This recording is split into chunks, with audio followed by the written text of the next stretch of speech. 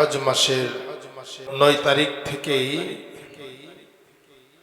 তাকবীরে তাশরিক পাঠ করা নারী পুরুষ সকলের জন্য ওয়াজিব। 9 তারিখ ফজর থেকে 13 তারিখ আসর পর্যন্ত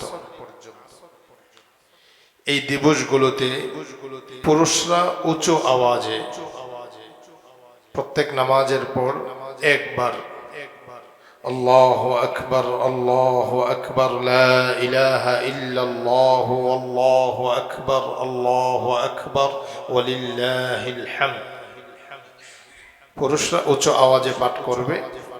একবার পাঠ করা ওয়াজিব।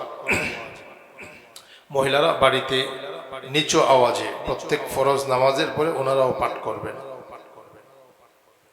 কোরআনে কারীমে আল্লাহ তাআলা এটার নির্দেশ দিয়েছেন। কোরআনে কারীমের সূরাতুল বাকারাতে আল্লাহ তাআলা ইরশাদ করেন,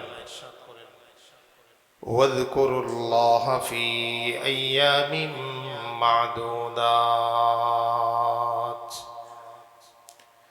তোমরা নির্দিষ্ট দিনগুলোতে আল্লাহ তাআলার জিকির করো, আল্লাহ তাআলার নাম উচ্চারণ করো।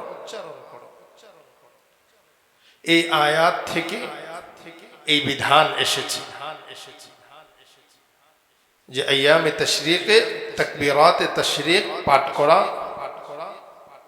প্রত্যেকের জন্য, পুরুষ যারা তাদের জন্য আবশ্যক ওয়াজিব, নারীদের জন্য আবশ্যক ওয়াজিব। পুরুষরা উঁচু আওয়াজে পাঠ করবে, নারীরা নিচু আওয়াজে পাঠ করবে। তারপর 9 তারিখের দিবস অনেক মর্যাদাপূর্ণ।